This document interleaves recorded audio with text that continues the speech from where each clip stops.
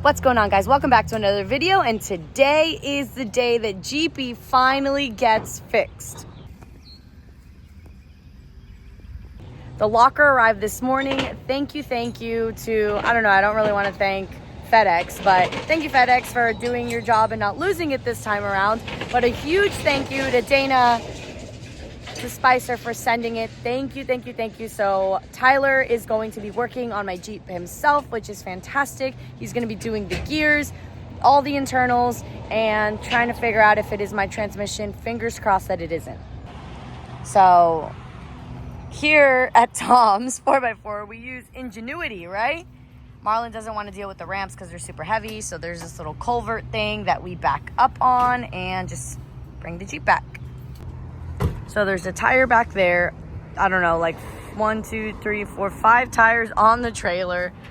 And then we still have, how many more? Like 6 more in storage. And obviously all our stuff. 19 tires in total. 19? 19 tires. Just the crawler hauler spare tires are 10 tires.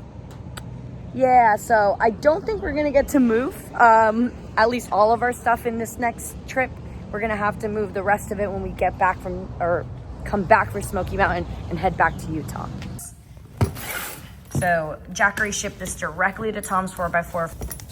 Here we go, guys. Ooh. So this is definitely an upgrade. I love the fact that it's orange. I don't know about you guys. I have probably 47 million different cords for a million different things, but this, you know, at least goes to the Jackery. I want to do the honors. So satisfying.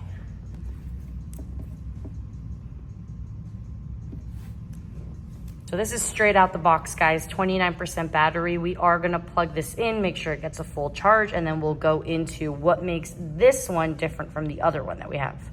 Guys, Jackery has been kind enough to send us the Jackery Explorer version 2. So we've had version 1 in the past, but 3 key things to note of version 2 is that it's stronger, faster, and smaller. Let's take a look. As you can see, we have higher output, guys. We have 3 AC wall outlets, adapters, and that's going to be 1,500 watts with a 3,000 watt surge. You have USB, which is the older version, but we have USB-C as well, 100 watts. And so this is going to be the lightning fast one, and then USB-C 30 watts, which is going to be your standard USB-C charging rate.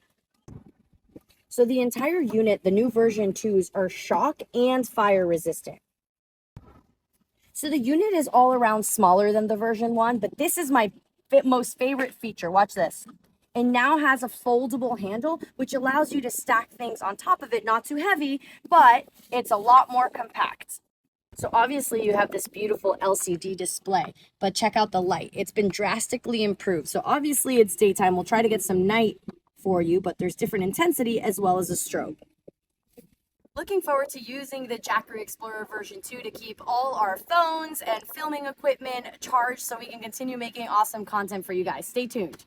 So Tyler took my Jeep, aka helicopter, out on a ride, and guys, I think I have good news. Do you want to break it to everyone? I'm pretty sure it's just the rear end. So it's not the transmission. Maybe, hopefully 99%, 90? 97. Oh, the transmission's fine. Okay, so it's not the transmission, guys. So that's fine because we have everything we need to rebuild the rear end. Go.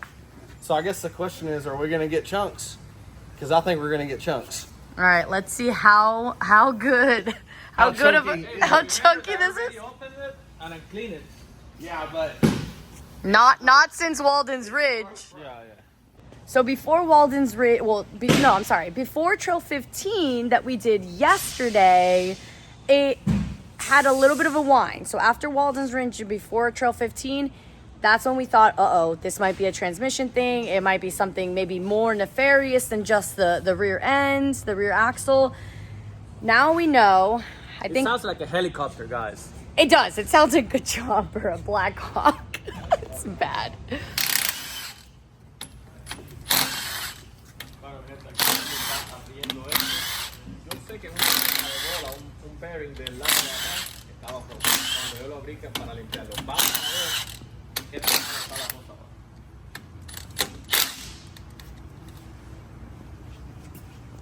The moment of truth, no? He left the one bowl and the suspense is building. Like, we're all like looking over to see what the heck is going to come out. Are there gonna be sparkles in the oil? Are there gonna be chunks? How big of a chunk? You guys let us know. What do you think before the next clip? What do you think is gonna happen? All right. All right, so this is like going to Sonic and requesting extra chunky milkshake. Uh-oh. Because I got a feeling. Hey, Marlon, what kind of glue did you put on this thing?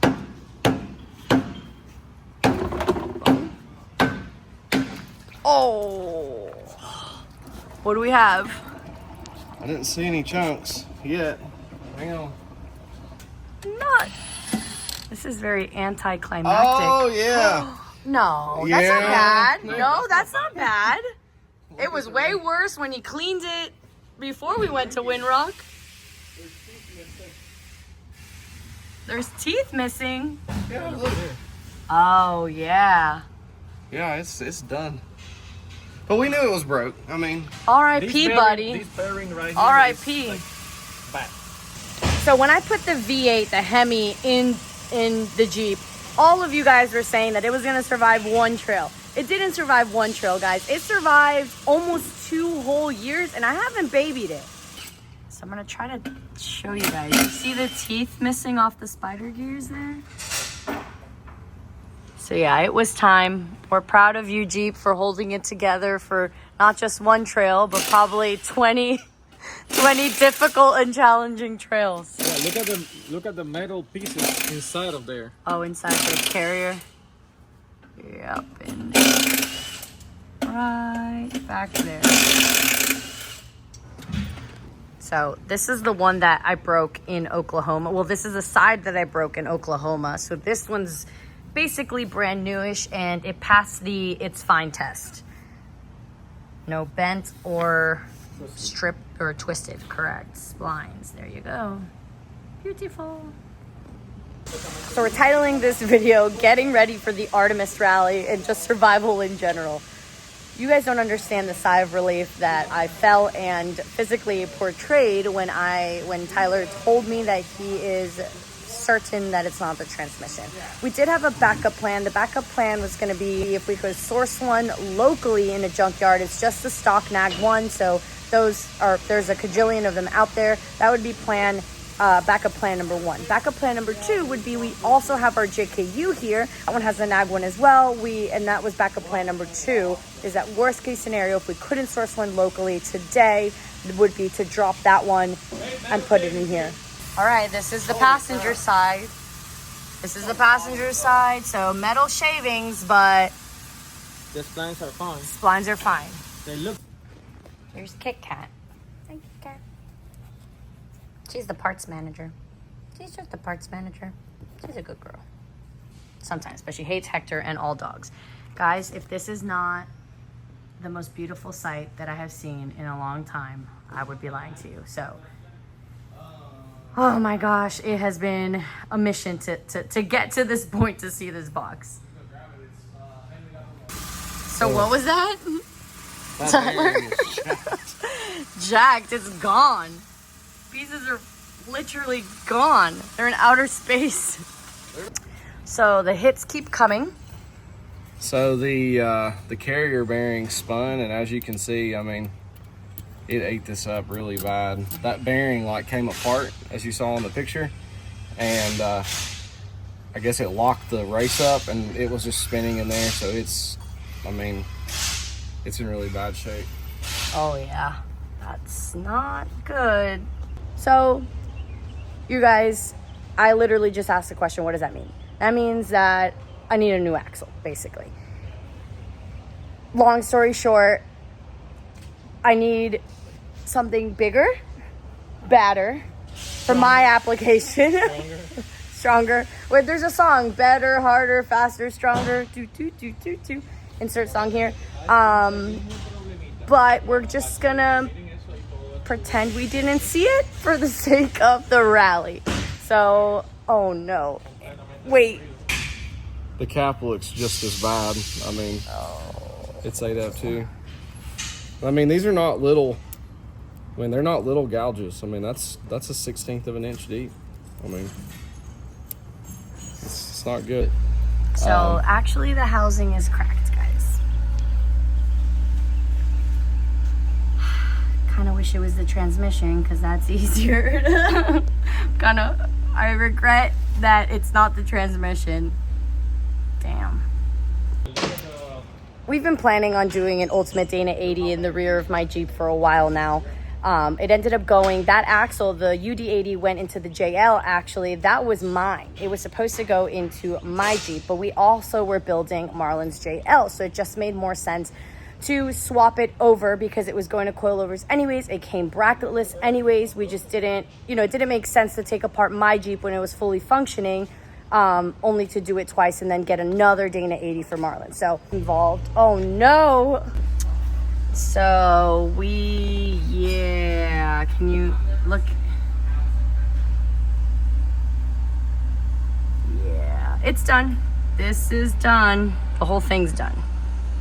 I'm actually really nauseous. Like I feel it like in the pit of my stomach and like I kind of got like chills.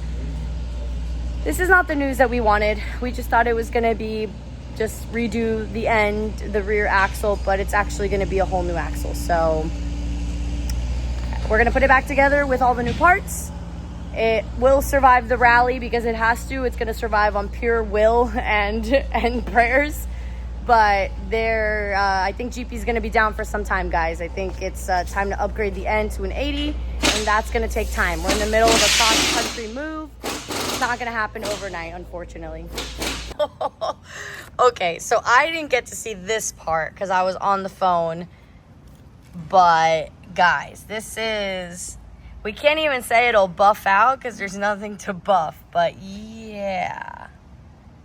So this is what scraped the inside. Okay, yeah. Yeah, and then it broke because you broke the axle shaft. So what came first, the chicken or the egg? Do you think that the axle shaft, when this all happened, or this happened because I continued to drive it? If you look right here, this inner race is actually cracked. It's broke.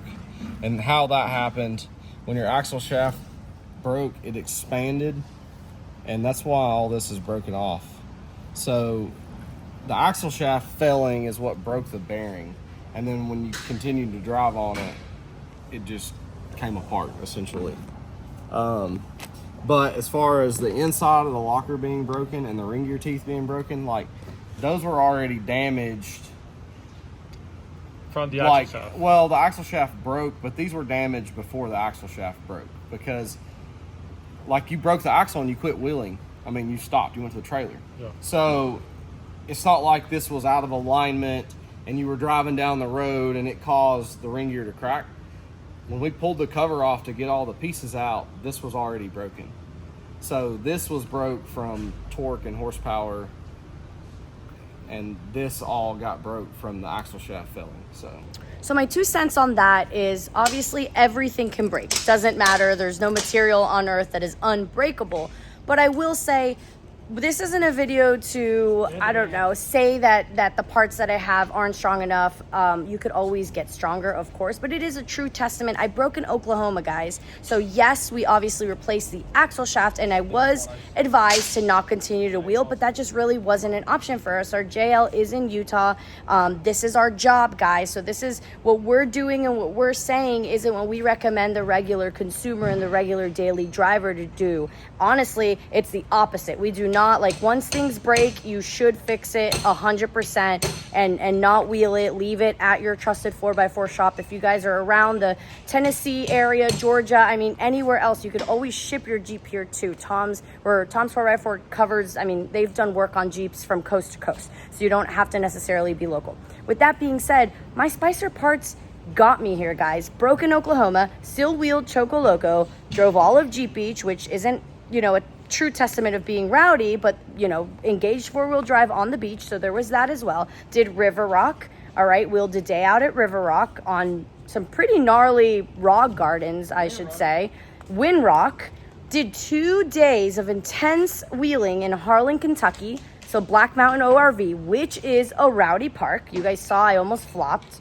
Then went back to Windrock for our Off-Road and Chill Experience event, which was wheeling for 4 days. Did double black diamond red trails in the rain, guys. So impressed is, it doesn't even begin to cover it. And I drove it off the trailer to bring it into the shop. So I'm not terribly upset.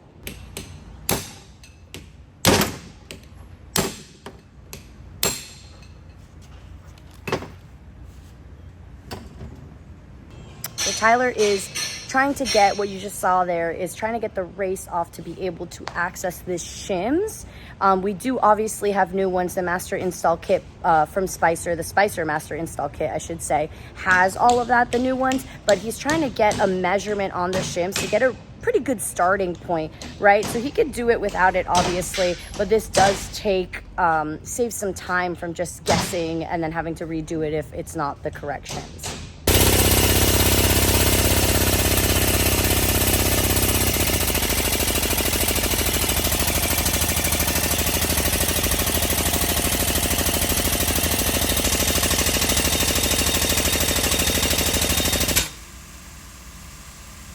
Well, those shims are junk, but at Tom's 4x4, we make our own destiny. There you go, guys. So this is looking a lot better.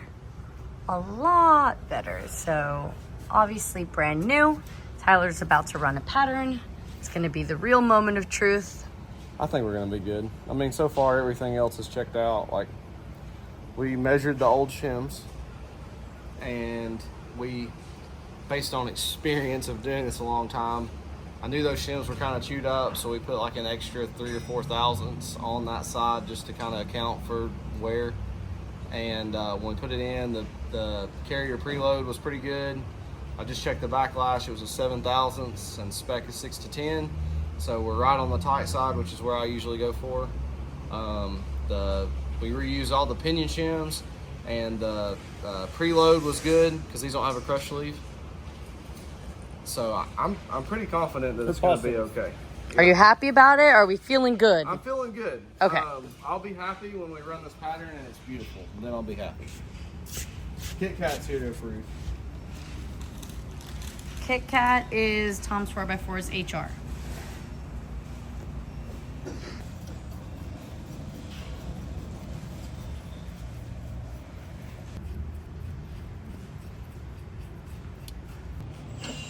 Here it goes, moment of truth.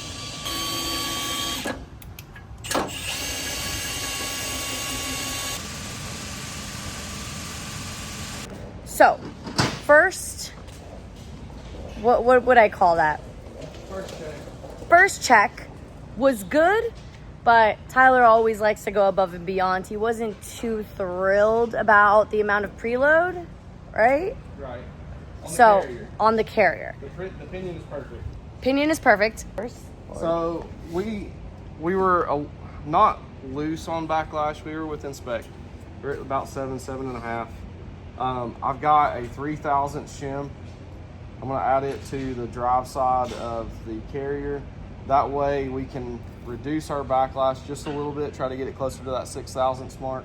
And it's also gonna put 3 more thousandths of pinion or carrier preload on it, because it didn't just fall in and it doesn't just fall out, but it's not as tight as I would like it. And but it is looking promising. Is my axle compromised? Of course.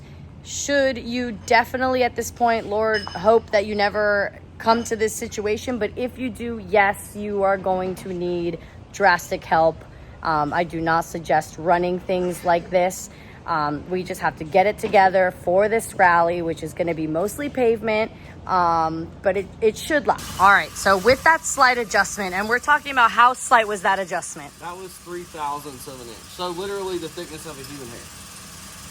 And that made a huge difference. Yeah, it basically, our carrier preload is now where it should be. So we had to take a rubber mallet and knock the carrier in. You couldn't just push it in by hand. It also won't fall out on its own. You have to use a pry bar to pull it out.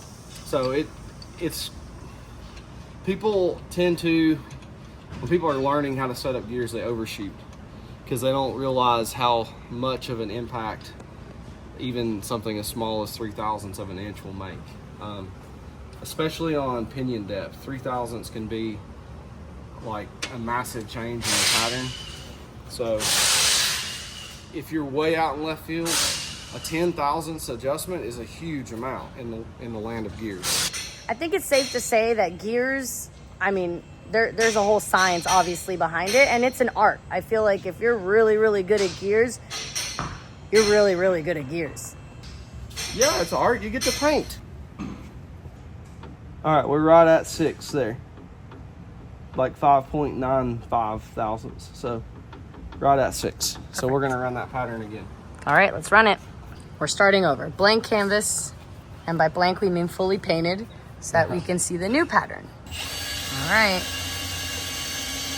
Second pattern that he's running. So sometimes when you have a damaged axle housing, you run into some weird situations, and there's no perfect ring and pinion either. I mean, every now and then you get lucky and you get just the most beautiful, perfect pattern. I do have good news though. We ran the pattern and it is definitely acceptable for my application. We're super happy with it. So now we are gonna go ahead and plug that locker back in, seal it, fill it up with fluid. Very important, because we've had a couple friends, unfortunately, that we've heard horror stories. They either have forgotten to fill it or other shops have completely missed that very important step, and they have ended up with a lot more problems than they came in with. Guys, I feel a lot better. That sinking feeling that I had in my stomach has slightly gone away. We have a plan as far as another rear axle. We just have to make a couple decisions really when it comes to 60 or 80. I'm looking actually forward to reading your comments and seeing what would you do in this situation. Again, within the Spicer, the Dana parts, catalog, thank you, so to speak. Let me know, guys. Obviously, if you've been following along on our adventure, it was a long time coming. We knew it was already broken since Oklahoma. If you haven't watched that video and you want to see how I ended up destroying the rear axle, make sure you click here. We'll also drop the link in the description below. Today has been such a day full of emotions. We are basically at our storage unit where we have the 10x15, but also keep the crawler hauler. The crawler hauler is currently at Tom's 4x4. Long story short, but look at Marlon's parking job. So that's a curb. Let me flip the camera around and show you guys. So curb, fence is behind here. Marlon parked. And this is someone else's parking spot. That's like it's like a foot. That's some good parking skills. Okay, so morning before our Artemis Rally officially starts. So it's Wednesday, guys, and we're filling up the power tank here locally in Chattanooga. So if you're in the area, it's called Industrial Welding Supply in Chattanooga. They refill tanks. I paid $27.80 for a 10-pounder. Guys, I didn't realize this, but for aluminum tanks, they only have a 5-year life, right? At least here. They won't fill them if they're older than 5 years old, and that date is stamped at the top of the tank.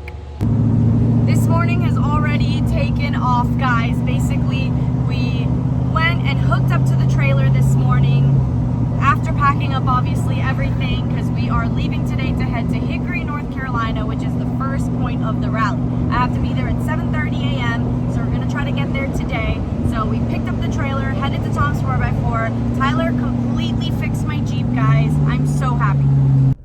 So check this out. It's a one-way bridge. So we have to stop. Make sure no one's coming from the other side. I hope the truck can make it through this. The day is not over yet, guys. I am at Knoxville Airport right now, returning the rental car that I actually picked up at the Chattanooga Airport. I had a hair appointment here in Knoxville earlier today at 1 p.m. Marlon still had a couple things to finish up as far as cleaning the Jeep, setting everything up, making sure that we were loaded up, and so he came after the fact. Well, we were all driving to the airport, I was leading in the rental car, Taryn was behind us in her car, and then Marlon was with the truck and trailer. And I called him and I told him, hey, listen, I just passed a bridge, under a bridge that's a one-way bridge. Literally, you have to stop, check, and see if there's anyone on the other side, so on and so forth. You're not gonna make it. Like, it felt like I was gonna touch in like a Toyota Camry, literally. He didn't listen, and well, I didn't see him for a while behind me. And I called Taryn and I'm like, hey, what's going on? And she said, we're airing down your tires because you're too tall. You're gonna hit the bridge. So hopefully they're filming, and if they are, I will insert the clip here. Well, not good.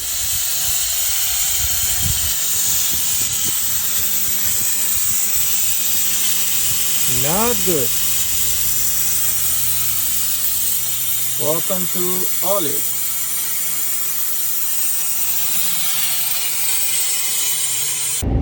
We're on the road again. We're on the road again, and we are on the way to the staging area for the Artemis rally. We have to be there at 7:30 a.m. like always. We are a tiny bit late. It's 7:08 and it says we're gonna get there at 7:20, but we still have to unload, air up the tires from yesterday's fiasco. If you have stuck. And he got stuck, guys. He almost obliterated my Jeep. So shout out to Marlon.